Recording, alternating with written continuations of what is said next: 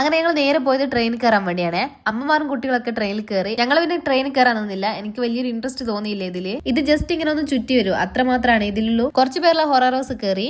പിന്നെ മക്കളെ കയറ്റാത്തോണ്ട് തന്നെ ഞാൻ കയറിയില്ല. മക്കളെയും കൊണ്ട് ഇങ്ങോട്ടേക്ക് വന്നേ, അവർക്കൊരു എന്റർടൈൻമെന്റ് വേണ്ടേ. ഇതിന്റെ ഉള്ളിൽ കയറിയതിനു ശേഷം ഏജ് ഒരു പ്രശ്നമല്ലായിരുന്നു, എല്ലാവർക്കും ഒരേ മൈൻഡ് ആയിരുന്നു. എല്ലാവർക്കും മനസ്സറിഞ്ഞ് ചിരിക്കാനും സന്തോഷിക്കാനും ഒക്കെ പറ്റിയൊരു ദിവസമായിരുന്നു ഇന്ന്. പിന്നെ ഞങ്ങൾ നേരെ പോയത് ഈ കാളിയുടെ പുറത്ത് കയറാനാണ്. എന്റെ ദൈവമേ, ഒന്നും പറയണ്ടായിരുന്നു. കഴിഞ്ഞ വർഷം ഞാൻ മനസ്സിൽ വിചാരിച്ചൊരു കാര്യമായിരുന്നു, അടുത്ത പ്രാവശ്യം കാളേന്റെ പുറത്ത് കയറുമ്പോൾ കാളയെ തോൽപ്പിക്കണം, ഞാൻ ജയിക്കണം എന്നുള്ളത്. പക്ഷെ എന്ത് ചെയ്യാനാ, ഒരു 10 സെക്കൻഡ് എന്നെ തികച്ച അവിടെ നിർത്തിയില്ല. എല്ലാവരും ഒരു റൗണ്ടെങ്കിലും ട്രൈ ചെയ്തു, 10 സെക്കൻഡ് കൂടുതൽ ആരും നിന്നില്ല. അതുകൊണ്ട് തന്നെ തോൽവി സംബന്ധിച്ച് ഞങ്ങളവിടെ ഇറങ്ങി നേരെ പോയത് കാർ ഓടിക്കാൻ വേണ്ടിയാണ്.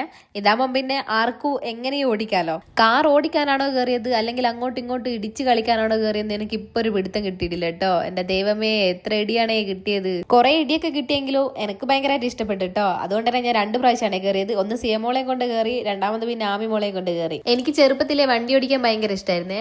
പിന്നെ നമുക്കൊന്നും ചെറുപ്പത്തിലൊന്നും ഇങ്ങനെ ഒരു അവസരം കിട്ടിയില്ലല്ലോ. അപ്പൊ ഇപ്പൊ കിട്ടിയ അവസരം ഞാൻ അങ്ങ് മുതലാക്കി. മക്കള് കുഞ്ഞു ട്രെയിനിലൊക്കെ കയറി. പിന്നെ ഞാൻ കയറിയത് ഈ ഗ്ലാസും ലൈറ്റൊക്കെ ഉള്ളൊരു സംഭവമാണ്. ഇതിന്റെ പേരെന്താന്ന് എനിക്ക് കറക്റ്റ് അറിയൂല. അതിനുശേഷം ഞങ്ങൾ കയറിയത് ഈ ഒരു റൈഡിലാണ്.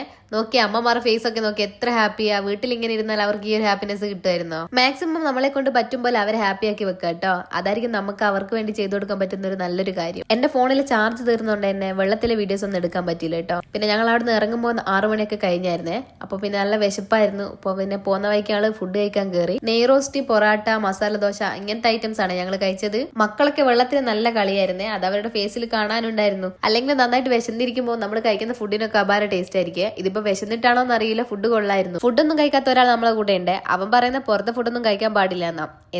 ഇന്നലെ വരെ മന്തി ഓർഡർ ചെയ്ത് കഴിച്ചവനായി പറയുന്നത്. അങ്ങനെ ഫുഡൊക്കെ കഴിച്ച് ഞങ്ങൾ പുറത്തിറങ്ങി തിരിച്ച് വീട്ടിലേക്ക് പോകാൻ വേണ്ടി വണ്ടി കയറി. രാവിലെ വണ്ടി കയറിയ പാടുള്ള ഉത്സാഹവും ആവേശമൊന്നും ആർക്കും ഇല്ലായിരുന്നേ. എല്ലാവരും ടയർഡായിട്ട് ഇങ്ങനെ ഇരിക്കായിരുന്നു. പിന്നെ ഞാനിങ്ങനെ ഓരോരുത്തരായിട്ട് ഇങ്ങനെ ഡിസ്റ്റർബ് ചെയ്തുകൊണ്ടിരുന്നു. ഇത് പിന്നെ എന്റെ മോളെയും കുറച്ച് കോപ്രായങ്ങളാണ്. അങ്ങനെ പിന്നെ ഓരോരുത്തർ ഇറങ്ങി തുടങ്ങി. പൊതുവെ ട്രിപ്പിന് പോകുമ്പോഴുള്ള ആവേശം തിരിച്ചു വരുമ്പോൾ ആർക്കും ഉണ്ടാവില്ലല്ലോ അല്ലെ. ഈ എടുത്ത സാധനം എടുത്തെടുത്ത് വെക്കണം എന്ന് പറഞ്ഞ പോലെ തന്നെ ഈ സ്ഥലത്ത് നിന്ന് കയറ്റിയ ആൾക്കാർ ഈ സ്ഥലത്ത് തന്നെ ഇറക്കി വിട്ടിട്ടുണ്ട്.